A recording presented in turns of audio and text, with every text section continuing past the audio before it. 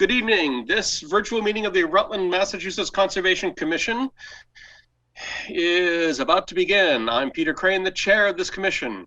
Before we do begin, I'm calling the roll to ensure we have a quorum and staff for the meeting. As I call your name, please respond in the affirmative. Oh, just a second. There we go. Eric Bigelow. Bill Cannon. Not a great start. Skip Clark. Here. Skip's in the room with me. Joe Delaquilla. Melissa Danza. Here. Jared Denchalucci. Here. Peter Crane is here. And Tamika Murphy. I'm here. Great. Four members being present, I declare a quorum, and so I am going to call this meeting to order. No, in fact, I am calling this meeting to order. As a preliminary matter, I will confirm that all persons anticipated on the agenda are present and can hear me. So I'm going to call out a project name, and if you're here to speak for that, please let me know who you are. So this is for the Jim Cowlick 146 Wachusett and East County Road. Is anybody here for that? Peter, I talked to Judy today. She said Julian is going to speak on her behalf, but he had another hearing for somebody else at 7, so he's going to pop in after the other 2 hearings to talk for her. That's fine. Okay. So that'll be Julian when he shows up. Anybody for Maple Hill Estates? Not that I can see. That's okay. We're just going to continue anyway. So for Brintnal Estates. So I see Tom Liddy. I see Chris Anderson. I see Carl Huntgren. Is there anybody else? Jennifer, do you plan to speak on this matter tonight for Brintnal Estates? Probably just listen. Okay. 73 Woodside Ave. Yeah, I'm here, Peter. Sean Mead. Sean Mead, okay. Oh, just a minute. Let me go and... No, that's exactly what I wanted to see. There's Julian. He's just going to make it. At 40 Prescott Street. I don't hear anybody. So, I do see a phone number I don't recognize, 774. Yes, I'm here. 40 Prescott Street is here. Oh, okay. May I get your name, please? Mary Moody. Thank you very much. You're welcome. Okay, so now for the spiel that I'm tired of saying and everybody else is tired of hearing. Good evening. This open meeting of the Rutland Conservation Commission is being conducted virtually in a manner consistent with Governor Baker's executive order of March 12, 2020, due to the current state of emergency in the Commonwealth due to the outbreak of the COVID-19 virus. In order to mitigate the transmission of the COVID-19 virus, we've been directed by the Commonwealth to suspend public gatherings of more than 10 people. And as such, the governor's order suspends, I'll take care of that. The requirement of the open meeting law to have all meetings in a publicly accessible physical location. Further, all members of the public bodies are encouraged and allowed to participate remotely. This order allows public bodies to meet entirely remotely so long as reasonable public access is afforded and so that the public can follow along with the deliberations of the meeting. For this meeting, the Conservation Commission is convening via Zoom video conference as posted on the town's website. Identifying how the public may join. Please note this meeting is being recorded, streamed live on the internet, and broadcast on Rutland's channel 192. Video may or may not be enabled for other people. If you want to share, we'll figure out how to make sure that happens. All supporting materials have been provided to members of this body are available on the town's website. The public is encouraged to follow along using the posted agenda. Couple ground rules. I will introduce each speaker on the agenda. After they conclude their remarks, I will like comments, questions, and motions from commissioners.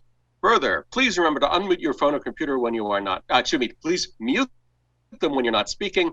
Please remember to speak directly in the way that helps generate accurate minutes. For any response responses, please wait until the chair yields the floor to you. Please state your name before speaking. If members wish to engage in a discussion with other members, please do so through the chair, taking care to identify yourself. We certainly will afford public comment, and we'll follow pretty much the same process, which is I'll ask for people, and whoever gets to talk first, and I'll follow through everybody in turn, giving you what is hopefully enough time, but not enough to take over the meeting. We expect 3 minutes or so is usually going to be good for most matters. Finally, every vote taken in this meeting will be conducted by a roll call vote. Done. So let's review the minutes of May 5. Is that correct? That's me. I make a motion to accept that. Skip has made a motion to accept. I'll second it. Jared seconds. Call the roll. Hold on. I didn't mark who's here and who's not. Skip Clark. Clark, aye. Clark, aye. Denza. Aye. Gentilucci. Aye. Crane, aye. Okay. I'm not sure who MK is, but MK's iPad is joining us now. Peter, that is Michelle from the Woodside Ave. Yes. Okay. All right. So we got the materials. We got some materials for Jim Cowlick's, well, the Cowlick project. It's not Jim anymore. Do we need any? So we're going to try and get. We wanted to talk. Just a minute. I have to get to the right place. This whole being in charge of things is a pain in the butt.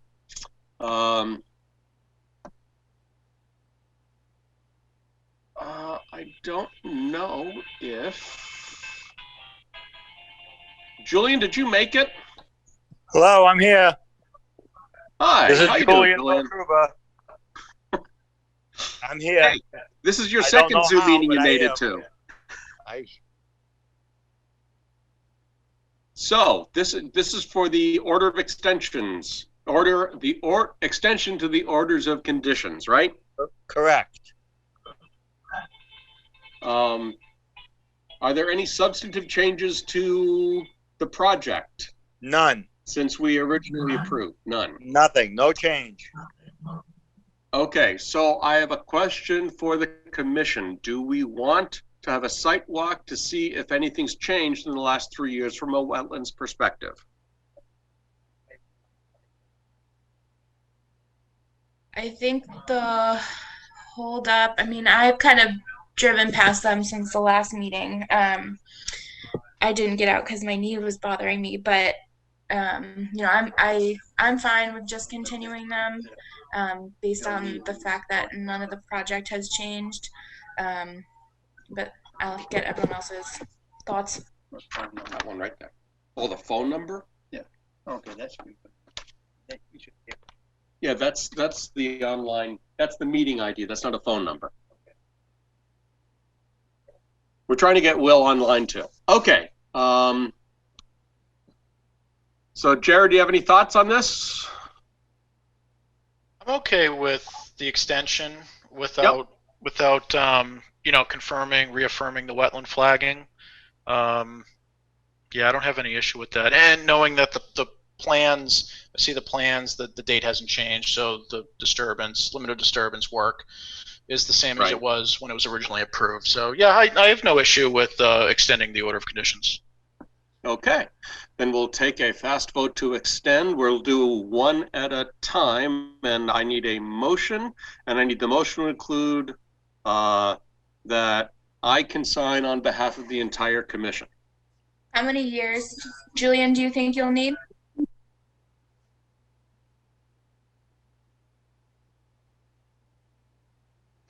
Julian's muted. Julian, you got to unmute yourself.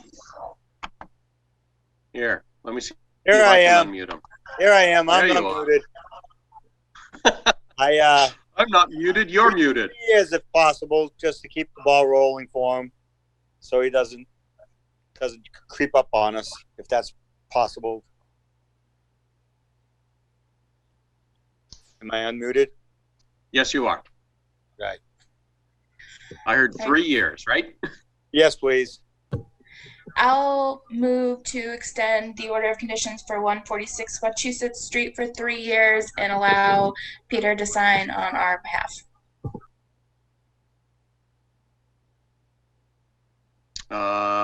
Which one are you doing first? Or do we want to do both with a single vote? I'll do 146 Wachusett and, yeah, East County Road Lot 2. Okay, both with a single vote. Awesome. That's what. Mr. Cannon. Uh-oh. Now what did I do? So we're voting to extend the orders of conditions on the Cowlick properties. You okay with that? Yes. Say aye. Okay, aye. Clark. Aye.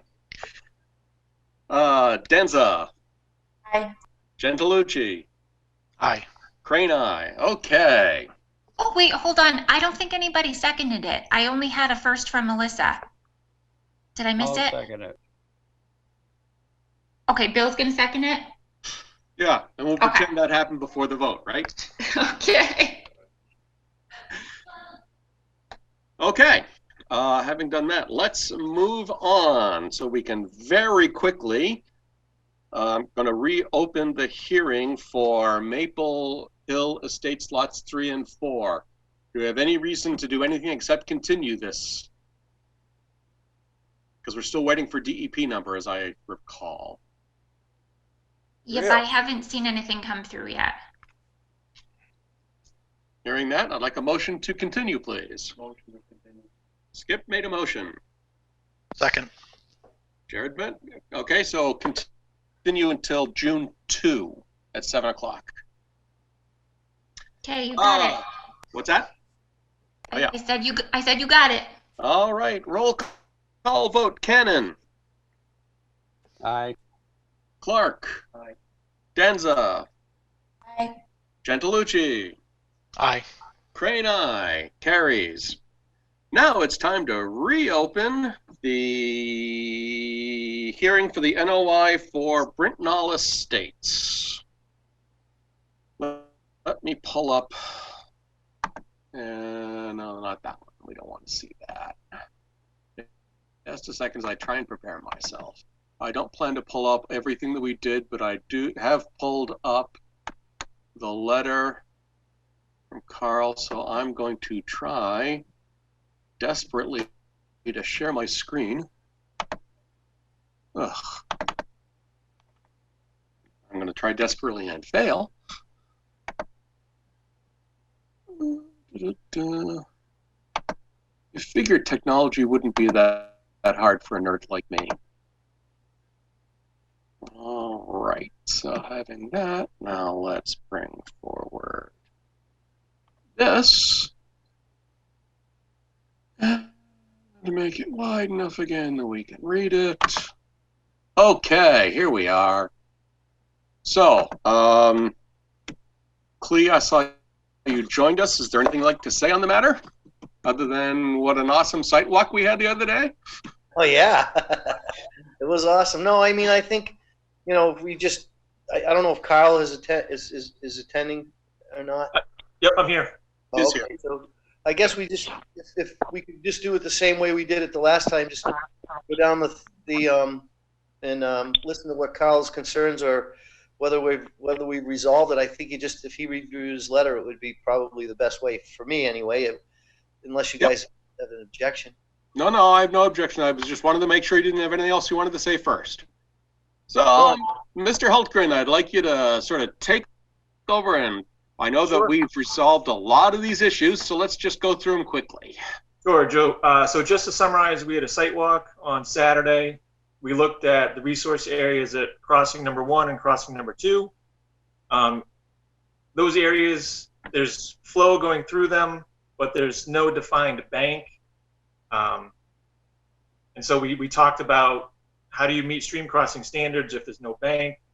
And in general, I think it was the consensus that with the proposed number of open bottom culverts that they're proposing, it's really not going to be an issue because there's such an open area at those crossings that the stream crossing standards would be met if there were a bank. So that resolves actually 3 of the comments that I had in my memo. And just to buzz through real quick, comment number 1 is resolved. Comment number 2 is resolved. 3 is resolved. 4 is resolved. Comment number 6 is just a summary of the replication area and the BVW alteration. Just sort of a restatement of how much of each there are. Comment number 7, 8, 9, 10, 11 are resolved. 12 is resolved. 13 is resolved. 18 is no further comment. That was the bridge comment we talked about last time. The open bottom culverts are bridges technically. Comment number 20 is resolved. Comment number 21 is resolved. Comment number 22 is just sort of like a acknowledgement that if they go to the planning board and they have this design, that a waiver is going to be requested for the catch basin spacing. We talked about that last time. Comment number 24 we also spoke about last time, just the rainfall values that they use in their drainage analysis.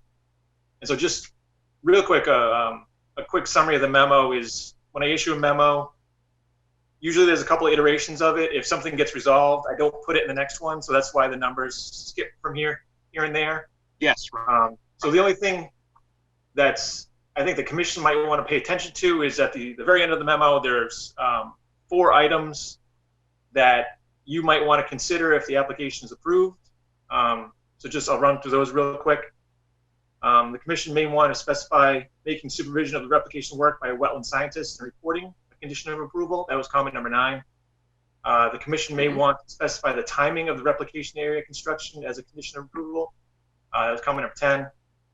The commission may want to specify the finish of the replication area as a condition of approval, i.e. seed mix versus mulch. That's comment number 11. And then the commission may want to require straw bales in lieu of hay bales as a condition of approval. That's comment number 20. And I think we touched on those all last meeting. Right. And I think the commission was just sort of discuss them on their own, and if there's an order issued, that those would be discussed as part of the conditions.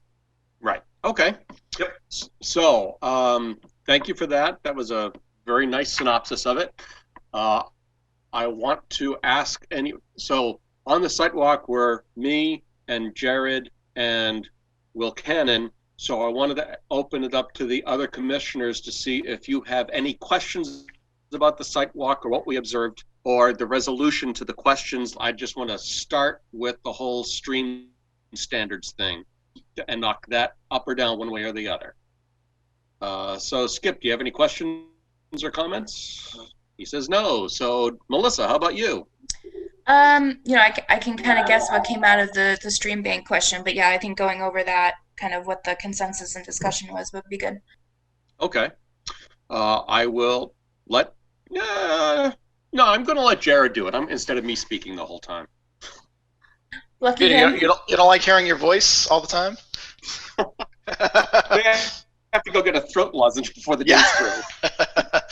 So we had our site walk on Saturday morning, and so just my personal observations from taking a look at the wetland areas and both of these proposed stream crossings.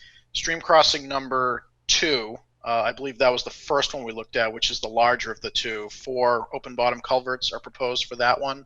And certainly to my observations, it was a very meandering stream-like area, certainly very challenging, as has been mentioned before, to define bank there. I think based on what's being proposed, the 4, I believe they're 18 feet wide culverts, 4 of them, open bottom. I think from what I saw out in the field, I think what's being proposed is adequate, more than adequate, to handle hydraulics, to allow animals and other critters to make their way from one side to the other. So I agree with Carl's initial comment. It's hard to it's hard to follow the stream crossing standards when it's hard to define something as a stream technically. But I think what they're proposing, the applicant's proposing for that area, to me seems reasonable. And basically the same thing with the northern stream crossing, which again I think is number 1, and that was 2 18-foot wide open bottom culverts. Very similar observations I had over there, that it was just, it's hard to define bank in that area. But based on what I saw, again, I think what's being proposed is reasonable and will provide, you know, proper open area for hydraulics and for those critters to make their way from one end to the other. So I'm all set with this comment. From what I saw in the field on our site walk, I think the proposed work for these 2 stream crossings, I think, meets the intent of you know, what would be required by the stream crossing standards. Okay. Will, do you have any other comments? No, I don't. I concur with. Yeah, I also agree. I think that's another good synopsis. So me spending my time 10 minutes saying the same thing that Jared just said won't help anybody. So, Melissa, do you have any other questions about it? No, I think that was it. Okay. Skip, anything else? All right.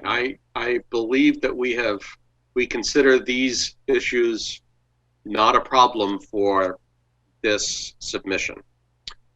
I think the next question we need to discuss is the replication space and the 1-to-1 ratio. I know there was originally 1.5 to 1. I know that I have a personal preference for 2 to 1. I know that that the applicant has requested to go down to 1 to 1, which is absolutely within his rights, and I don't want to say that that's bad or wrong. So I'm gonna open things up to the commission to ask what they think, what we collectively think is the right amount of replication space. I'm gonna let Skip go first this time. I think 1-to-1, in my opinion, plenty sufficient. Okay. I really do. I mean, with the area being so wet up there already, why do we want to make it smaller?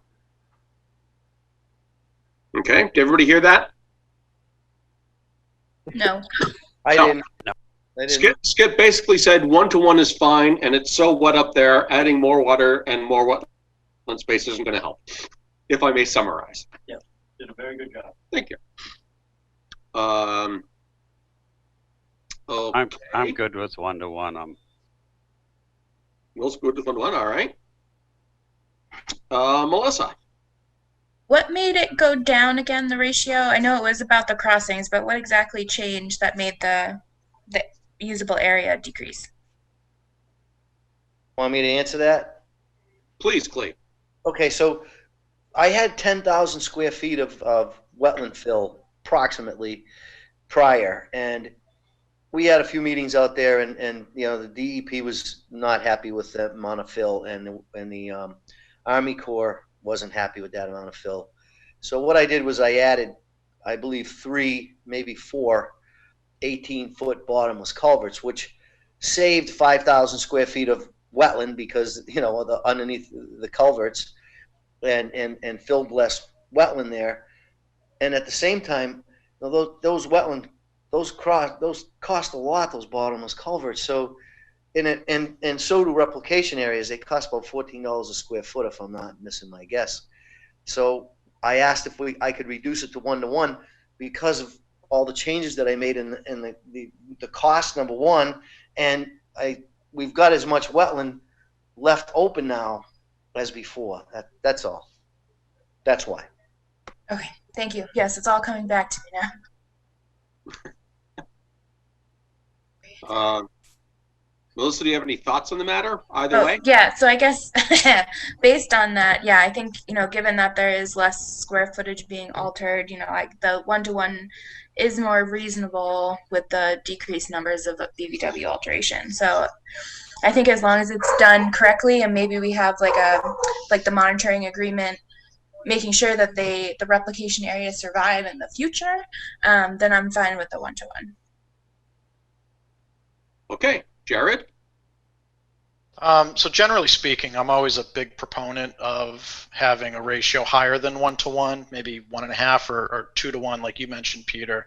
I think in our case, we don't really have a way to enforce that necessarily. The 1-to-1 does meet the Wetlands Protection Act and is perfectly acceptable.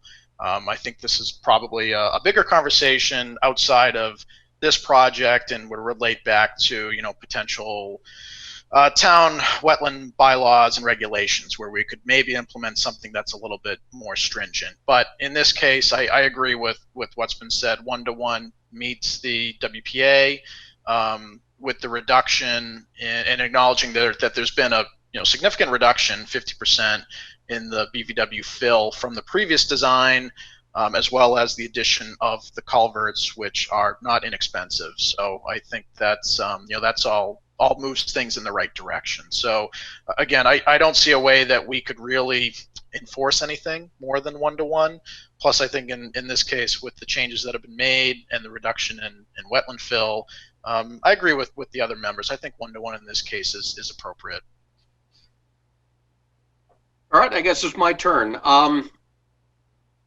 I was of two minds of this for a couple reasons, but let me start off by saying at the end of the day, I'm fine with 1-to-1. I'm very happy with the reduction in impact to wetlands that the design changes made. I think my only concern is I don't want this to be an invitation for people to, how do I want to say this, to game the system, to come in with something that with a larger impact, and then, oh, look, we found a way to reduce it, and so we'd also like to reduce this other thing. So I'm not saying that's what happened here. That is not what happened here. I understand the history well enough to know that. I just want to say I don't want to make it seem like we want to necessarily always follow this. But I am for this project, completely satisfied with the 1-to-1 replication. Skip, I should have let you speak first. I apologize. Or did you? You already did. What am I saying? See, it's been a rough week already, and it's only Tuesday. So, with that, it sounds like the commission's in favor of 1-to-1 replication. For this project. For this project. Yes, you're exactly right, Skip, for this project. So, I think that answers that question. Let it go at that, or you just want to let it go without voting? I don't think we need to vote because we'll end up voting on the conditions at the end when we vote on the conditions. Okay. Yep. Sounds good. Location, that's fine. Submitted. Carl, do you remember where the mix was? Which number that was? What's that, Peter? I'm sorry. Do you remember which number talked about the replication mix? Yes. Comment number 11. 11. Figured. I just have to go down a little farther. There we go. So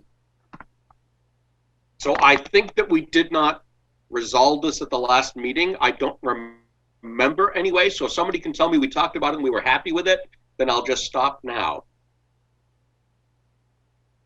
But nobody's saying that, so I'll ask the board what we think about the mix.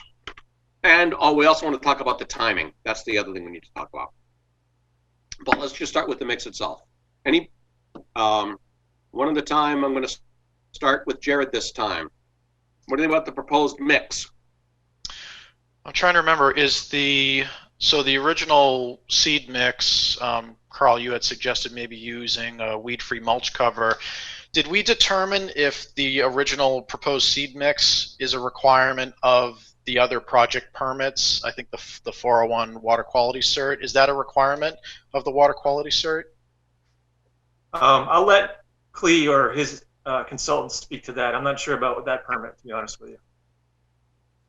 I can answer it if, I don't know who else is there, but they normally require a wetland seed. The stuff is expensive as hell. I know the DEP did down in Holden. I don't know what the heck the name of it was, but it was very expensive. It was a regular, a wetland seed that you use to build replication areas. So probably is the answer that they did require it, Jared. Okay. Yeah, and I think I remember, I think Tom might be here, but I thought in their submission they did the spec on the wetland seed mix, because I remember bringing that up in the earlier aspects of it. So I think that might have been re-included at some point.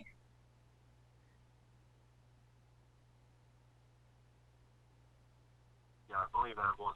I read the minutes, but that doesn't mean I remember. Ah.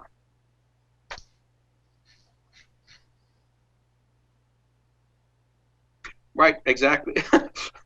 It's even in the minutes we approved, folks. Skip just handed me the minutes that shows comment number 11. Please stated that the seed mix is a requirement of the 401 water quality cert and DCR variance, which means that it's not the mix itself that we needed to discuss. It was the timing of when the replication takes place with respect to the time that the culverts are all going in. So, Clea, if I remember right, you have a timing question where when you're doing the culverts could easily not be a good time to have the seed mix take, and you may want to replicate in the following spring. Does that summarize it correctly? Yes, I just want to ask a question to Carl. Carl, when you recommend that we actually build the replication area, do the plantings, the seed, and everything all while we're doing the culverts? You just saying that you want to have the actual wetland mix put where it's supposed to go, not just the soils.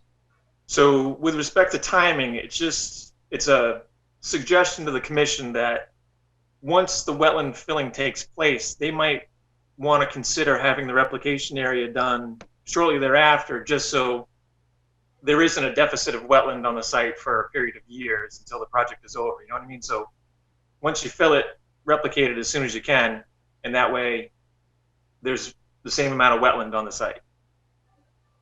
Okay. Yeah, that makes sense now. So, but I just didn't want to do it.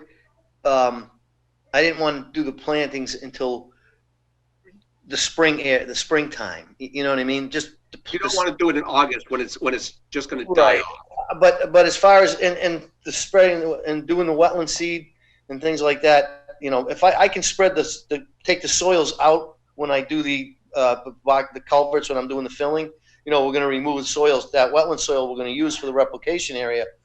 We can do that part of it right away, put the soils in where they go, and then I just want to plant at the best time of year to plant.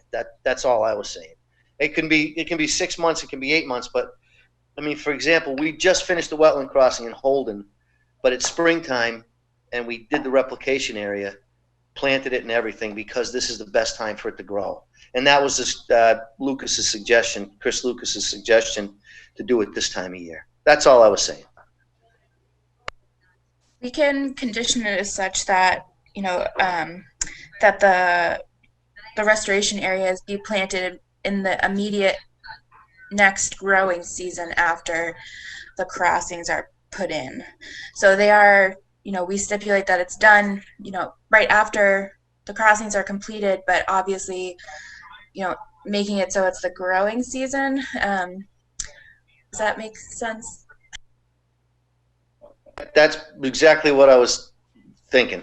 That's perfect. All right. Yeah. So if you're okay with that, that might be kind of a way to ensure also the growth of the plants while getting them done as soon as possible. Okay, Melissa, I'm going to let you take the lead on wordsmithing that for the conditions. Yeah, I think my suggestion would be, regardless of kind of what our vote is tonight, maybe whether if we continue or we close, I would wait to maybe issue, if we do close, to issue for next meeting, so I can kind of write up everything and everyone can review it prior to issuing it. Yeah, I would say that's good. That's definitely the plan for this one. If we finish the night that we finish is the meeting before we finish the orders. Yes. Okay. All righty. So that's fine. Peter, could I ask one quick question just related Please to do. that comment? I was just curious, is fall or spring a better growing season for doing the wetland replication area, just out of curiosity? Well, I can answer that to the extent that it was told to us that we should plant the replication area. We did a huge one in Holden just now. They told us to do it now, and we were going to do it last fall, but they didn't want us to. Okay. So I mean, I honestly don't know. I don't really plant much, so I don't know. But that was the Lucas's recommendation, and they're the ones who are supervising the plantings there and at Bryce Estates, by the way. We're doing that now too. Okay. So I sort of scrolled down on the screen about conditions for consideration. I think we just talked about B. Let's back up to A, which is making supervision and replication by wetland scientists and reporting a condition of approval. Did we agree to that last time? Is that, or do we think that's the right order? I think, or a right order for this project. I personally would say yes. You know, typically that's standard for any replication work. That kind of what I was talking about earlier is that kind of 6 months after they're put in, kind of a status report is given, and then usually you have to have 2 years of successful growth before like a COC can be issued. Right. Okay. Yeah, Peter, I agree. I would want to see this as a condition as well. Cool. I agree also. Good. That's 3. Skip, you on board with that? Yeah. All right. Specify the finish of the replication area. Oh, see, yeah, we already talked about the seed mix. Do we need to make that a condition since it's already a condition of the 401 and the DCR variance? Or should we have it just so everybody says exactly the same thing? We could add it as a condition, but also I'll do like a summary of findings in the beginning, and those kind of also can act as a condition of their own, but it'll just be a statement of fact that those are required, you know, and therefore we follow their guidance. That works for me. Condition D about straw instead of hay, that is a standard order. That's one of our standard orders, so that is absolutely going to happen this time. Before I talk about other possible conditions, I want to open this up to the public if anyone has questions or comments on Brintnal Estates. If I could, I have one question, Carl. Sure. Yes. Carl, you said the catch basin spacing required a variance? A waiver from the planning board. A waiver, I'm sorry, a waiver, a variance. Yep. I asked, could it be considered a de minimis change or a field change rather than, I mean, once the plan's approved, I mean, you know, I don't know that I've got to go back and ask for a waiver for catch basin spacing. Can't that be considered a de minimis change by the planning board? Could I ask that question, or do you know the answer? I'd ask the planning board that, but I think given the changes to the crossings and the drainage system as a whole, my guess is they might make you modify the plan, but that's up to them to tell you that. All right, so I'll just go to them. Okay. Yeah. All right, that's all. Thank you. Okay. Any other questions from the public? Jennifer? Sorry. No, I don't have any comments. Okay. I just want to be sure. Alrighty, so back to the commission. Do we have other conditions that we think beyond our standards that we should put in our orders?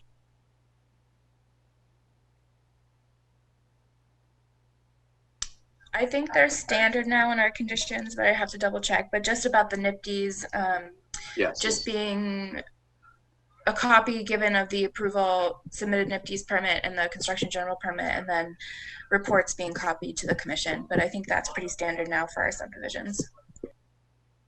Okay. So, I think we're ready to close this hearing.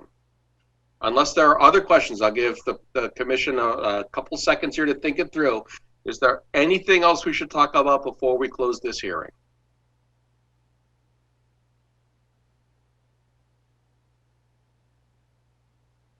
Hearing nothing, I will accept a motion. Skip gave a motion to close. Second it. And Will seconds it. Roll call vote. Cannon. Aye. Clark. Clark, aye. Crane, aye. Danza. Aye. Gentilucci. Aye. That carries. This hearing is closed. Thank you all for all the work that went into this. And anybody who wants to drop off who was involved in that, you are welcome to, and I thank you for your participation this evening. Thanks, Peter. I just want to say thank you guys. That was done very well. You did it's a very complete NOI. You guys did a great job. Thank you so much. We appreciate hearing good things like that. Can I just quickly ask, once Yes, the order of conditions is approved and I get it signed, where would you guys like it sent to? Do you have a preference, Cleve, where you want it sent to? Yeah, you just bring it to me and I'll get it to George to record it. Okay, sounds good. Yeah, do you hold it until the 10 days are up, or do you give it to me prior to that? We'll give it to you straight away. Yeah, as soon as I meet up with Peter for a signature and they approve it at the next meeting, I'll get it out in the mail to you. Great, thank you. You're welcome. And thank you, Carl, for coming back. Thank you, guys. Thank you so much, everybody. All righty, let's move on. All right, let's talk about 73 Woodside Ave. So we were on we had a visit. It was me and Melissa and Jared. I believe those were the three of us there that day. So, Jared, you did so well summarizing last time. I'm going to let you summarize again. What a small guy I am. Thanks, Peter. Boy, what day was it that we met out there? Was that 2 Fridays ago? Am I remembering that right? Saturdays? Yeah. Saturday? No, it was a Friday. 2 Fridays. Was it a Friday? Oh, you're right. It was a Friday. Oh my goodness me. All the days blend in lately. But anyway, so we first met at 73 Woodside Ave with the homeowners to take a look at the area. So this is over, correct me if I'm wrong, this is Bryce Lemon subdivision, is that correct? That's correct. Okay, got to get my subdivision name straight. So this is over in Bryce Lemon. There is adjacent to, or actually technically on the property owner's property, is a wetland that's just to the west that spans their property as well as their neighbor's property on the other side of the wetland to the west, and a new culvert that was put in that goes under Woodside Ave. And so we went to take a look with the property owner, take a look at the work that had been done in their backyard, kind of the back, I think that'd be the southwest corner of the yard. So there were some trees that were taken down and some, brush and leaves and things that were kind of stacked in and around the wetland area. So we did discuss with the property owners that we would want to see all that, the trees, brush, all that stuff, have that removed from the area of the wetlands and within the buffer zone of the wetlands. There are no wetland flags out there anymore.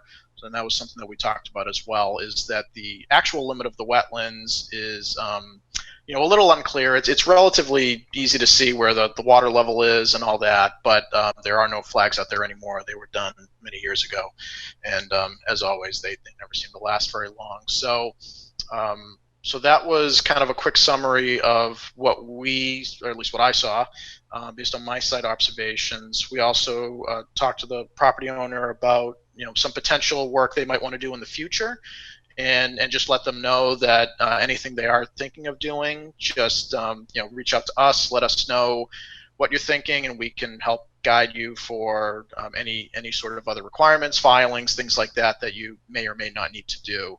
A large portion of their property is within 100 feet of the approximate wetland line. So if any other work was done in the future, we would most likely have to reestablish a wetland line just to confirm where the buffer zone officially ends. But it does appear, at least based on DEP, GIS and DEP wetland maps, that a good chunk of their backyard is within the 100-foot buffer.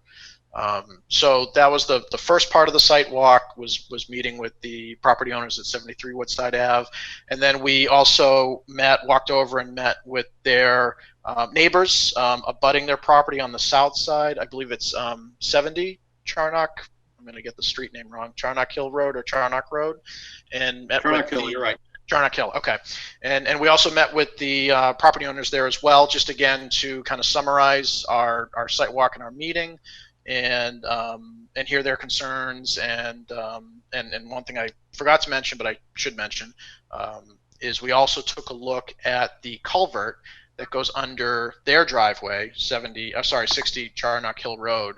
There is a pipe culvert that goes under their driveway and connects the wetlands on the south side of their driveway to the wetlands on the north side of their driveway, and the ones on the north side are the wetlands that are in the backyard of 73 Woodside Ave. So we did take a look at that as well. That pipe looked to be, the end of the pipe, the downhill end of the pipe, looked to be a little bit higher than the bottom of that wetland area. So it did appear that there wasn't any potential for impeding flow from the south wetland to the north, but we did take a look at that as well, just to make sure that nothing that had been done would have any significant impacts on flooding or anything like that. And what was placed in and around the wetlands was mostly brush and trees and things that can be easily removed, not necessarily significant amount of fill that would impact or cause any sort of flooding situation. So I think I'm probably missing a few details, but I think that was pretty much the summary of our meeting and our discussions with the two property owners. Okay. Melissa, do you want to add anything to that? No, I think that was pretty accurate. I think our determination, at least what we were thinking that we wanted to bring back to the commission was that the area that was cleared, it should be left to revegetate, and probably no clearing in that area because that was past the limit of work, the original limit of work for the house, and that the brush and I think it was a Christmas tree that was put in there should be removed. So other than that, it was kind of take out what you put in, because and stop kind of clearing that area, think about what you're going to do, like Jared said, for the next 3 years, and kind of stay away from that outside limit of work area, because you can see where the silt fence was, that it was kind of a quick abrupt stop. So other than that, I think it's a simple just stop, don't do it again, and then when you do have some proposal, come back and talk to us. Okay, so I see both Sean and Carly are here, so I'm going to ask a question, and one or both of you may answer. Has the brush been removed? Hi, Peter. It's Sean. Not as of yet. I've been working about 160 hours in the last 2 weeks with work and have not had a chance to get it out of there yet. Do you have an idea of when you will be able to get to it? Nobody works more than I do, so I understand this. But yeah, hopefully. So I'm again not trying to say drop everything and get fired so you can clear it out. Hopefully this weekend I should be able to get around to it. I have probably the next few days off. Hopefully things go as planned. I should be able to get it out this weekend. Okay. Do either of you have questions for the commission that we can help you answer about the current state of things, the kind of things? I know we've had a discussion already, but I just want to let it come out in the open about anything you want to ask us. The only question I had, so it was okay to work up to the silt fence in that kind of back corner that we had talked about when you were out there to kind of level that area out and not have any issues with that, as long as it was on this side of the silt fence, the house side of the silt fence, if I remember correctly. Filling might be a little bit strong.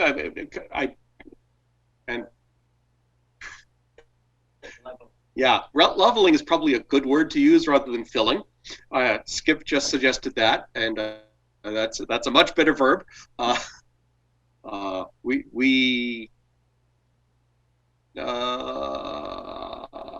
think that was after talking with Tom Larson from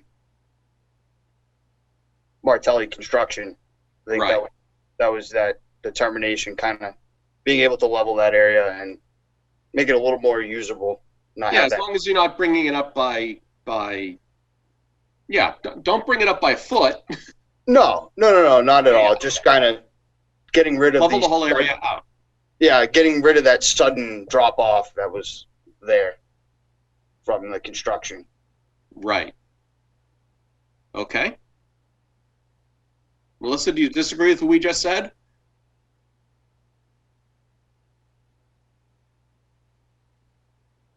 Uh-oh, Melissa's not answering.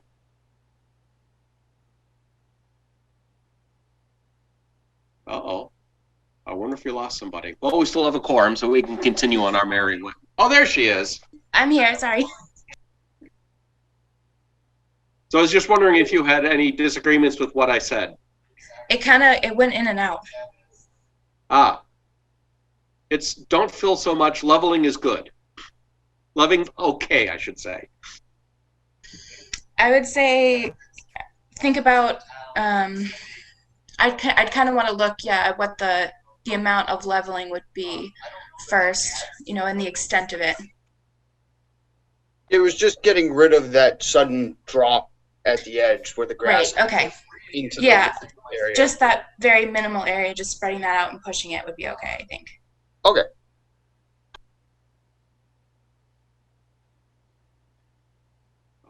Okay. Now, Michelle Cormier, I believe you're online. Do you have questions or comments? Uh-oh, I don't know if you have audio. I don't see an audio icon. Just wondering if you have questions or comments about this as well.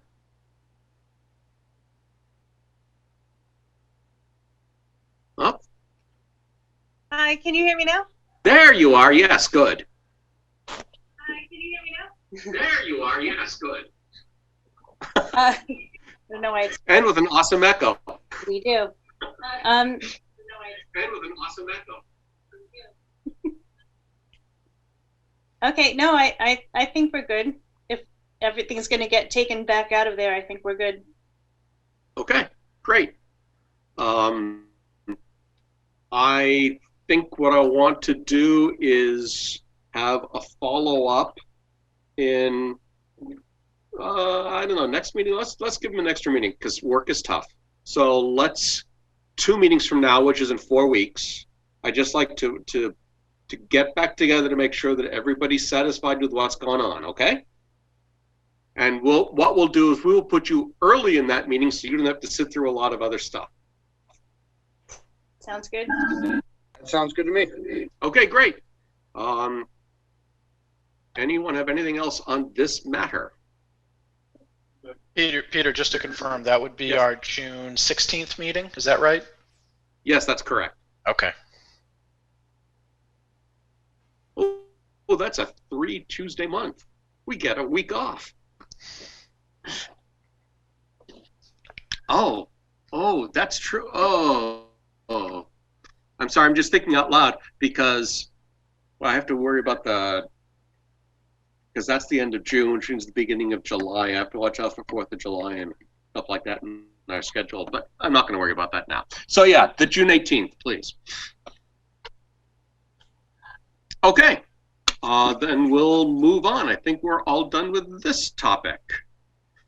Oh, let's have some fun and talk about 40 Prescott Street, shall we? So, let me, oh, in fact, no, this should be shared. You guys can see this, right? Yes. Yep, I can see it. So, when Jared and I were on site, on the street, I should say, and Will was there too, we asked, I wonder what it looks like on Street View. This is what's in Street View. It is granted a picture from 2011. We're looking at the stream that is now stone lined, and as I take a step this way, I say, if there's a tree in this area, it's now gone. And over here too. And one more. All of this, including the pile, is now gone. So there's been substantial development within the area of that stream.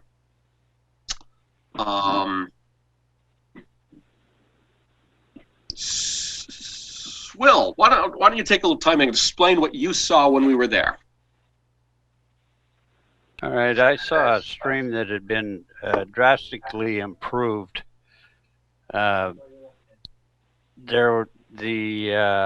trees had been cut. I'm sure because we had a lot of rain. The trees that were in the water, because the water level had raised, were cut.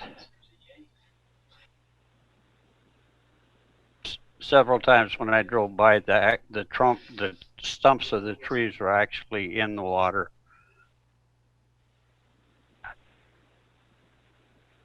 But it has been cleared drastically. Okay. So when I drove by today, they've got some loam dumped in the front yard. I guess to put grass in, spread it and put grass in. Peter, do you have those photos that Jen McGinnis had sent? Oh, that's a really good They had question. taken, yeah, maybe that would give a better visual. I think it would. If you don't have them, I have them. I just need to queue them up real quick.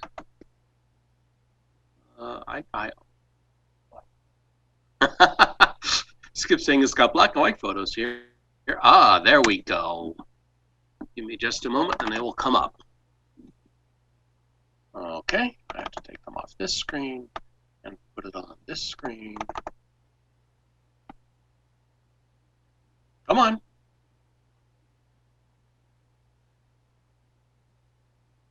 That is not much of a picture. Ah, I was thinking, there we go. All right, so in fact, taken pretty close from where that last street view shot was, only at an angle more, instead of looking straight, this is looking a bit towards the right, maybe 30 degrees towards the right, where it's clearly clear to the house. Let me take a look at the next one, see how long this one takes to come up. Oh, well, it's faster. Can I zoom?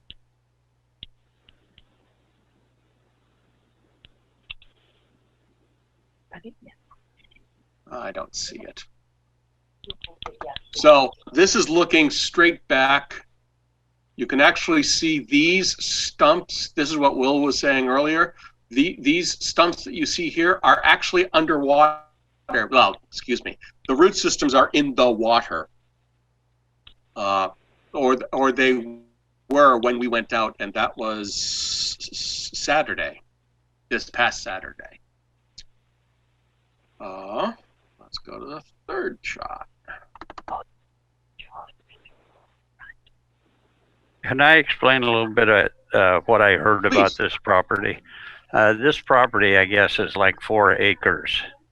And somewhere on the property, there's another buildable lot. Where, I don't know.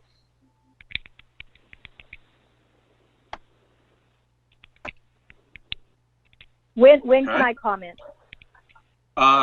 In just a moment. We'll be right with you. The third picture that Jen sent is the aerial view of everything. Doesn't show the wetlands per se. I assume this is a topo line. That's the red lines are primary zone. Oh, from left to okay. right, and then the secondary zone going from the red line to the yellow line. Right. Okay. Got it. Thank you very much. So those are the conditions that we believe we have seen. And Mary, I understand you're here to talk about it. So please, let's discuss this. You are on. Please take your time.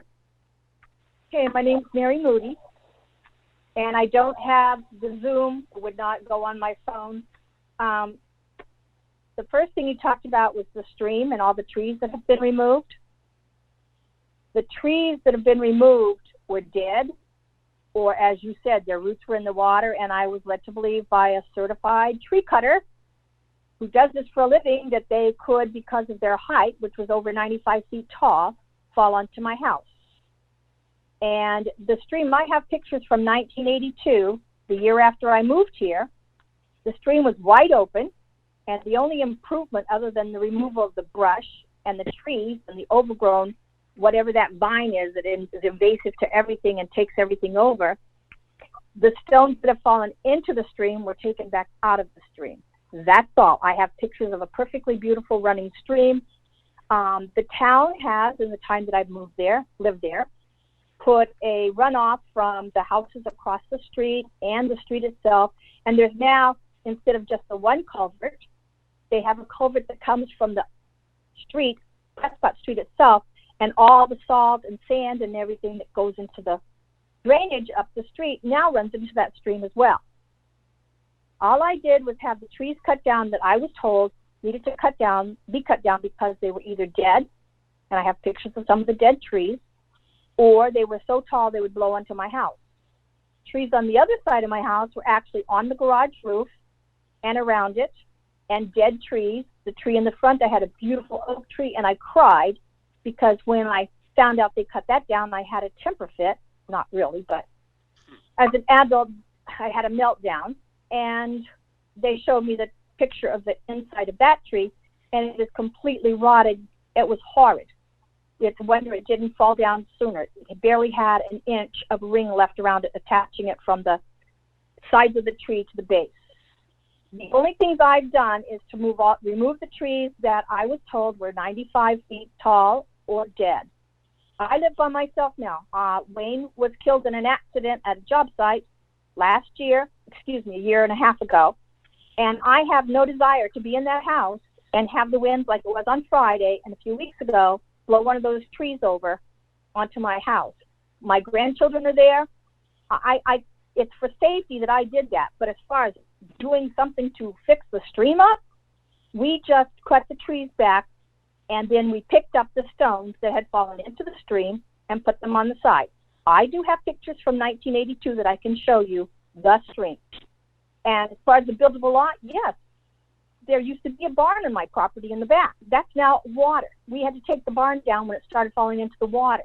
The side lot was between my house and Blueberry, and that is now underwater from the Dear Darling Beavers that have put 4 dams out of the back of my house. And they came in and they gnawed down the trees back at the back of the stream where it used to be a sheep were run on that land. And now it's all water.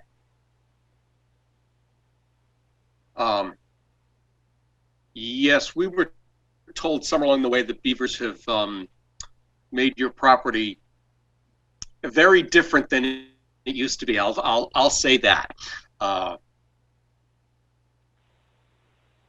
So where we have to start, I think, is saying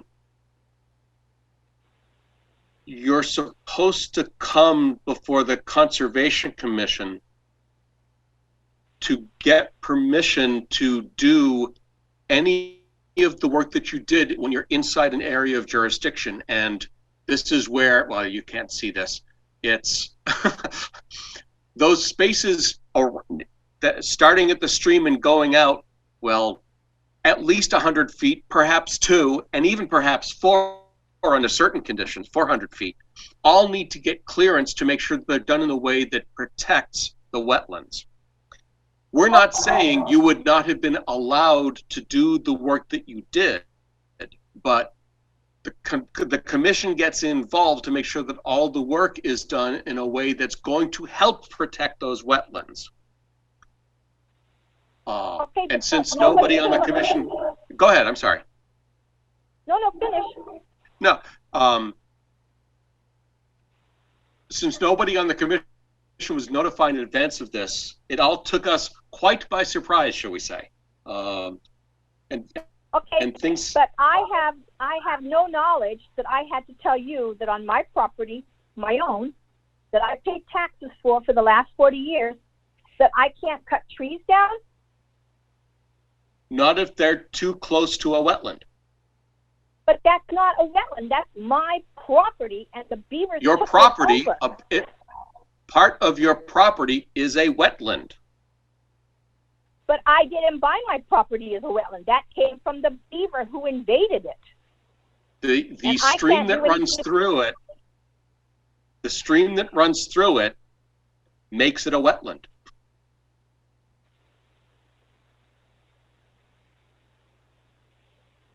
I don't comprehend how a stream running through a little bit of my property now makes 4+ acres a wetland.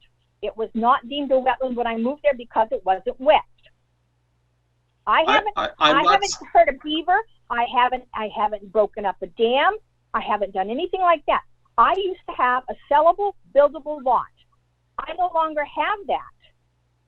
And now, because I cut down the trees so that I don't have to worry that I'm going to have something fall on me, and I can't even call someone and nobody will know it for a day or hours or whatever. Now, I'm at fault because I didn't know that I had to come to you.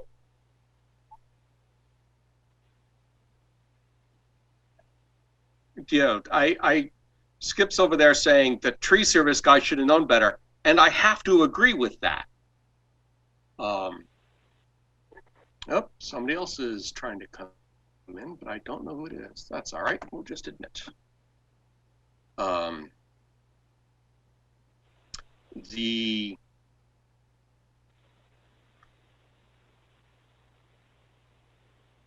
I do understand the notion of property holder rights, but I also understand the duties of the commission and state law and state regulations that support all of that. I am not saying your whole property is a wetland. I'm saying that whole portions of the property are under Conservation Commission jurisdiction because they are so close to a wetland. Okay. I do want to make that point clear. Okay. Oh, go ahead. Sorry. No, I just said okay. Okay. I'm listening. Yeah. So to me, right now, the question is, what do we do next, and where do we go from here? And so I'm actually, before I ask that question out loud, I want to ask Jennifer McGinnis from DCR if she has anything to say on this matter. Yeah. So from a DCR standpoint, that parcel is a parcel that is affected by the Watershed Protection Act. It falls within our primary zone and our secondary zone.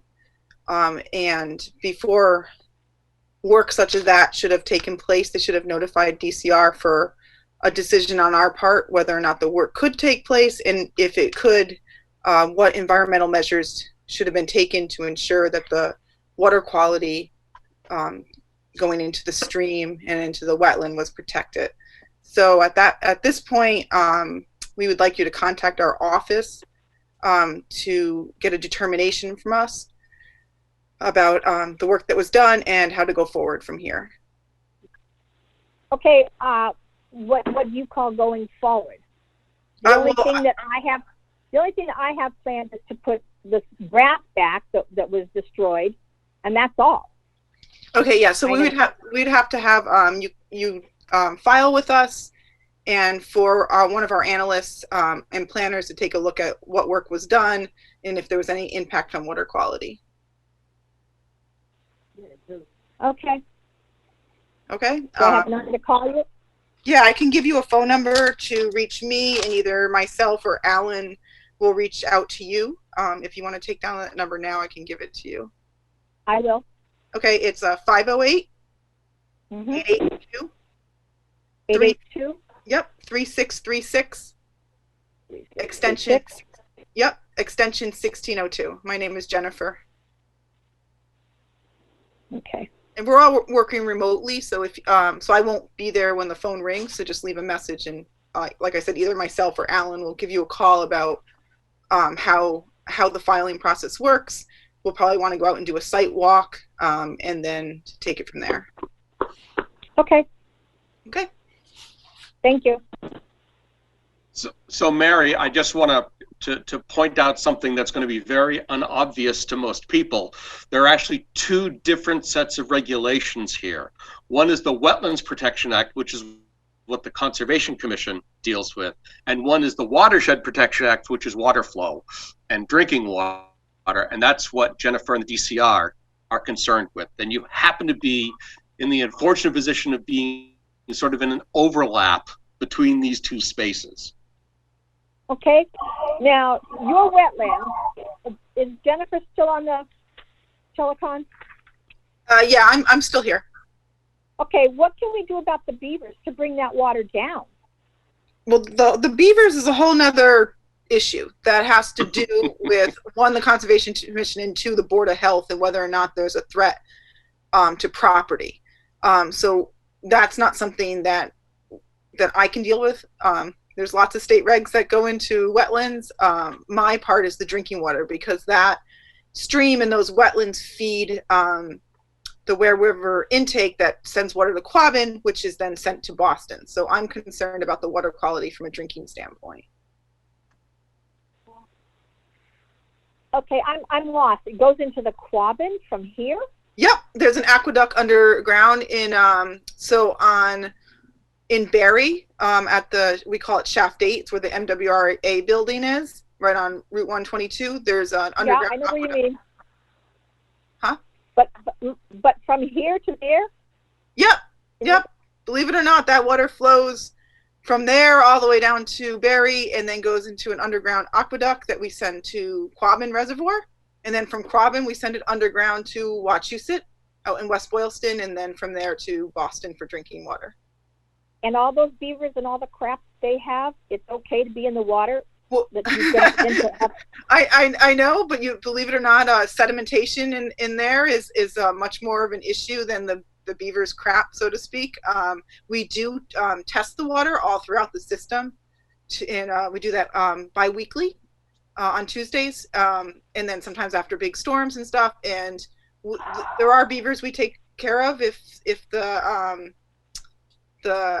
some levels of pollutant gets too high, but right now everything is good and it's drinkable.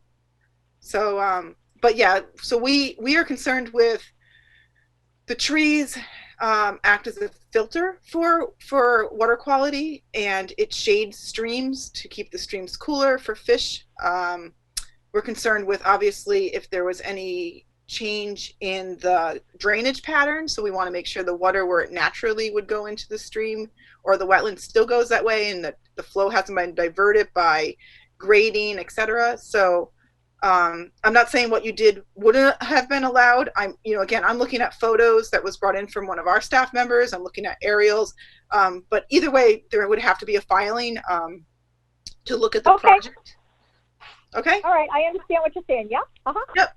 Okay. I'll give you a call tomorrow. Thank you. Okay, thanks. No, thank you.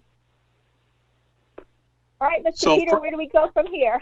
That's exactly the question I'm going to start asking the commission now. Where do we go from here? The work that's done is done.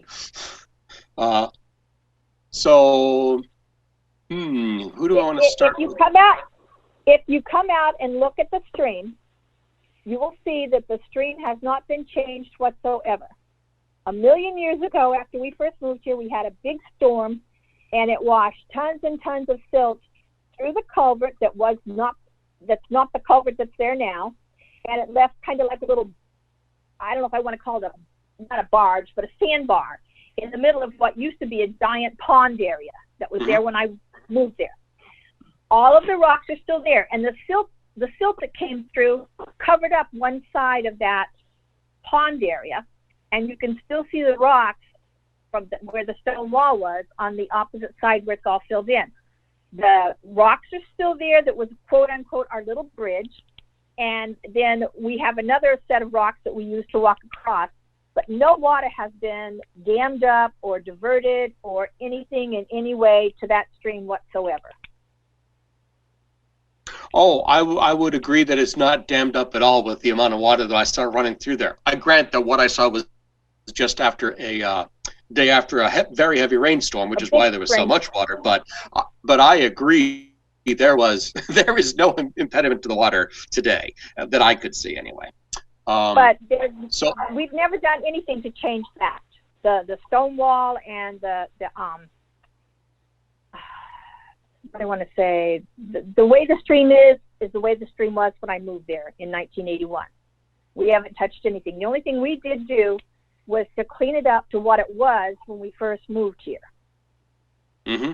And that, like I said, that was after I was told that the trees were dead.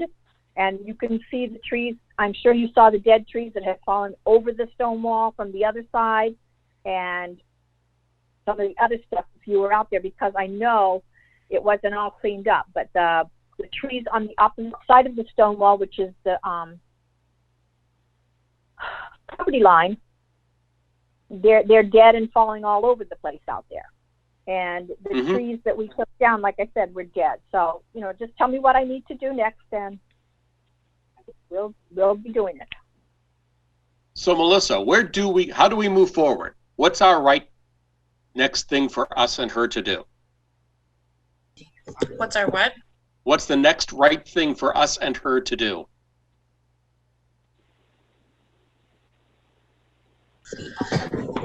I think there's a lot of back and forth. I'm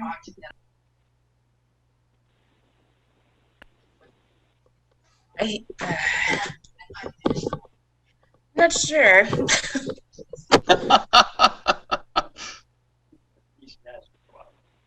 I mean, I think it's definitely, there's been a fault done, whether there's some sort of restoration work that needs to be done, or just, please be cognizant of what to do in the future.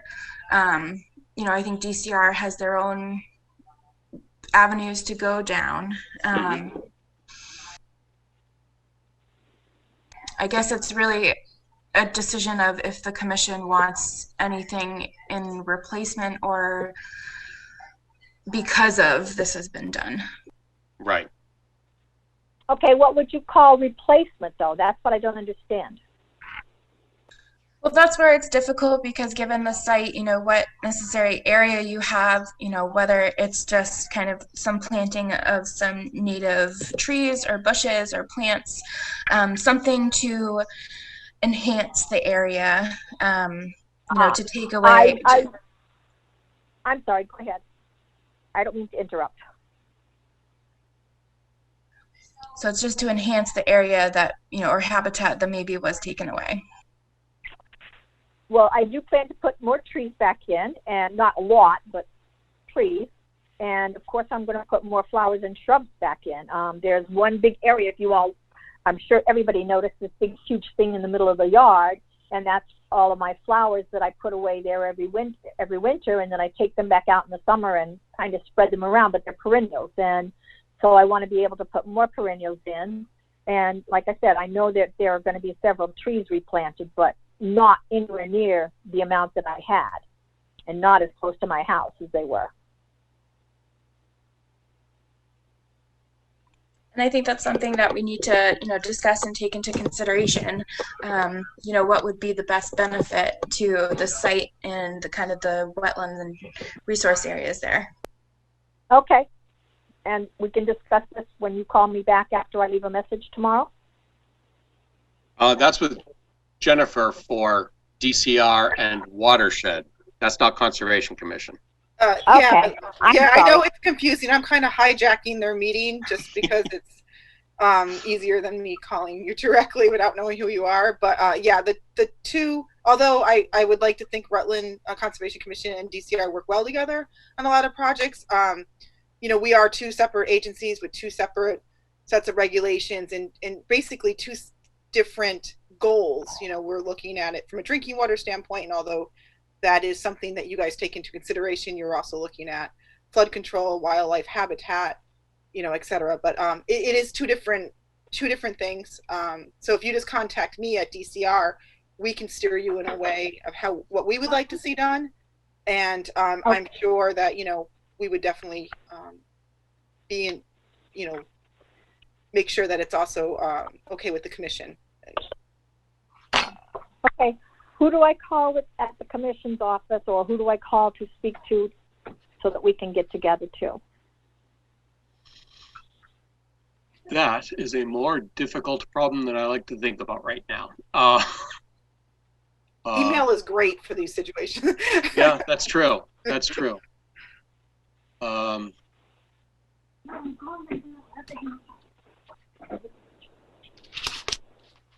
Okay. So Tamika, you sent Mary email before, right? So you have her address? Nope, I sent her a letter in the mail, but I did not have any email address or phone number for her at the time. Okay.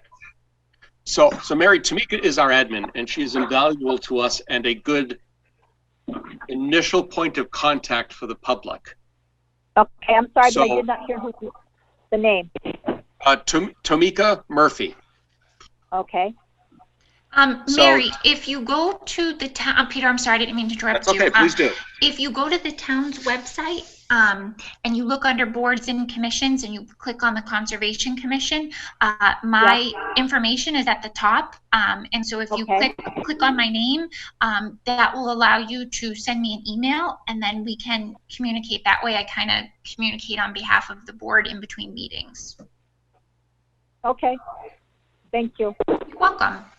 And then so we'll try and get together and talk this through with you and as a commission to figure out what we think is the right next step for us. And I agree, we'll work together with Jennifer at DCR so that we're all aligned, because I don't want to be in a position where we say one thing and DCR says something else, and then there's a conflict. We're absolutely going to try and prevent that. Oh yeah, I don't think we ever really have a conflict. I think, you know,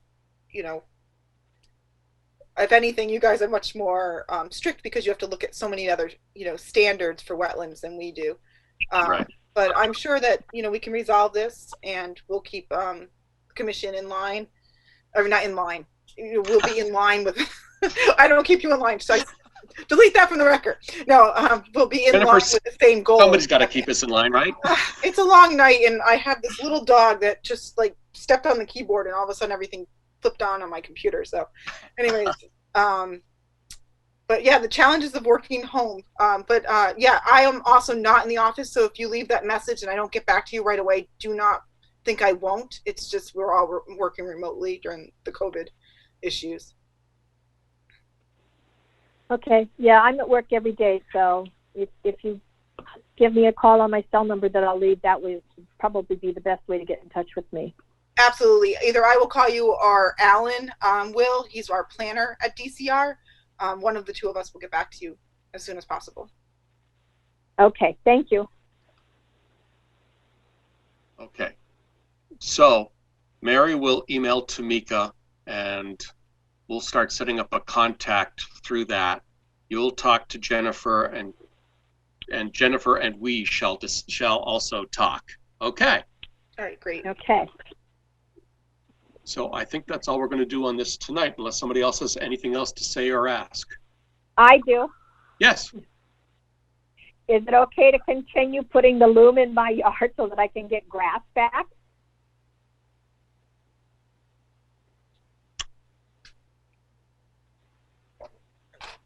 May I speak, Chairman? Please. I don't know about the commission. I think DCR would rather you wait till we go out and at least see what the natural grade of the property is, so that we can kind of get a baseline. You know, we have LiDAR, which is you know, like a survey from lasers from space, so we can kind of get an idea. But if we can go out there and take a look at the site prior, I'm sure that either Alan or I could get out there this week to do that. If I mean, that's what I think DCR would rather see. I don't know about the commission, but once they go in and put the loam in and grade the area, it's kind of hard for us to look at the drainage patterns. Okay. And Okay. someone will come this week? Yeah, if you give me a call tomorrow in the morning, or even you can call when we hang up the phone tonight, and I'll call you. I'll either call you back or I'll have Alan call you back. One of us will get out there, if not both of us, this week, and we can at least get it moving fast for you. But I don't know what the commission's going to want you to do. So, but I think from a DCR standpoint, we'd rather you wait till we see the site. Okay. All And right. again, I'm sorry to hijack your meeting. No. You said exactly the right thing, because that's where I was. That's what I was trying to figure out how to say. So. I'm Italian. I talk a lot. I got a lot of practice. That's all fine with me. Feel free. We're all friends here.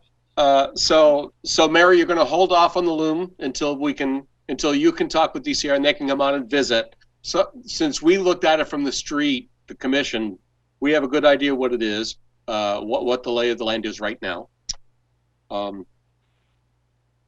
And you're clear on your next steps. Okay, well, I've already put some loom down around the top by the street.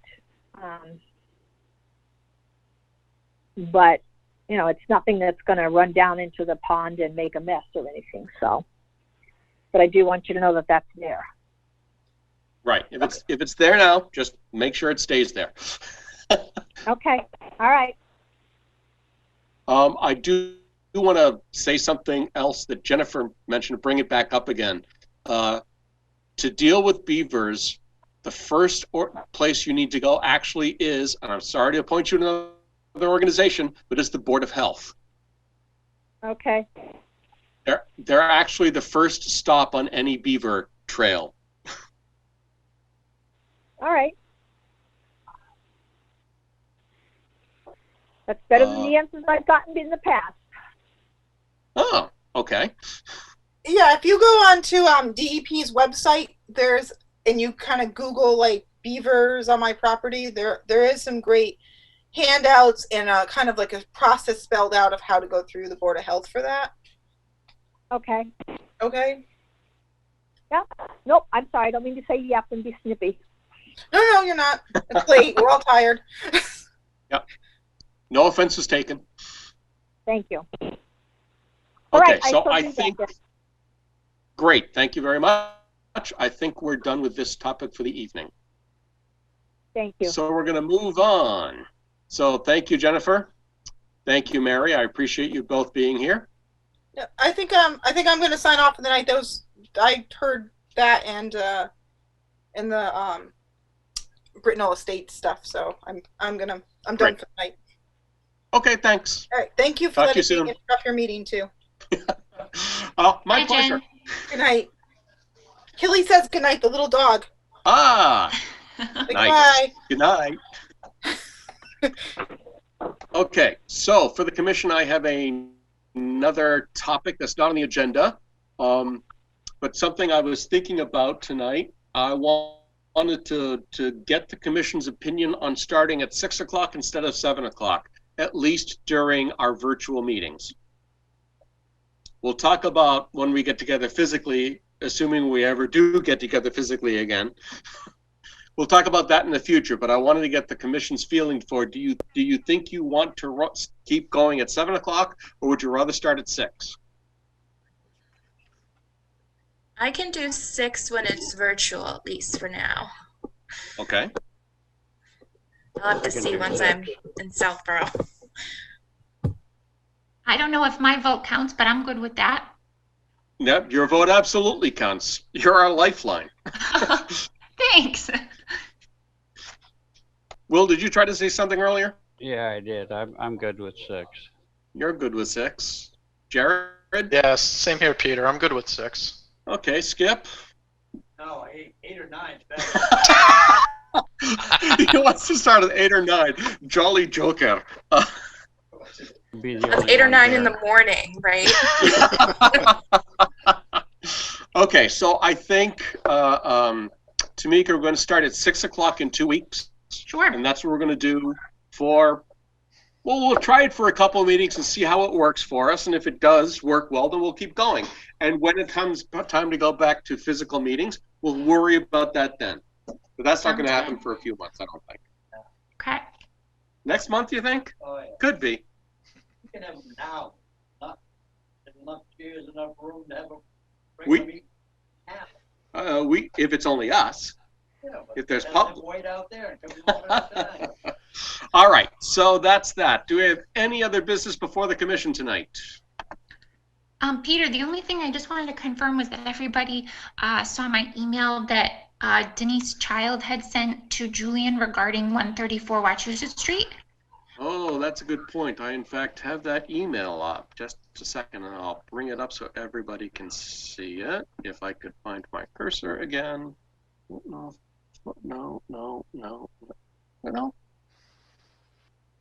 I know I had it. Oh, there it is. This email is to follow up on the voicemail. So this is an email that we were copied from Denise Child to Julian, who's doing the work for 130. This is 134 Wachusett, right? Yes. Which was that stream crossing with an open culvert on Wachusett Street near the rail trail. Yes. So this email is to follow up on the voicemail I left you earlier this morning. As you know, because of the state of emergency and associated orders and emergency legislation, the deadlines for Mass DEP to intervene on local orders and conditions are extended until the state of till the end after the state of emergency. That means they're going forever and they don't have to respond at all. That's awesome from any developer's point of view. Comments aside, back to quoting, therefore the permit issued for this project will not be final until that time, which is after the emergency, and no work should be proceeding. The project also requires a 401 water quality cert because it involves fill of a BVW, which is an outstanding water resource water. The purpose of this email is to be sure you are aware that we do not believe the project can be approved as designed under 314 CMR 9.0, the water quality certification regs, and that we will require it to be redesigned in order for us to approve the work. Mass DEP could also intervene on the local order conditions because we do not believe it complies with 310 CMR 10.0. However, the intervention process will not likely be necessary because the project will require redesign in order to meet, in order to receive or avoid the need for the 401. If you have questions about the specific regulatory requirements, et cetera, et cetera, et cetera. So we don't have any comment. I'm happy we were copied on this. Tamika, she sent it directly. You were on the original list, right? Yes. Yeah, okay, good. So she's copying you. That's good news. So I think this is just information for the commission, just to say that might be a very interesting site before they're done, and hopefully we don't get in the middle of a big fight between DEP and Julian. That never goes well for us if we're in the middle.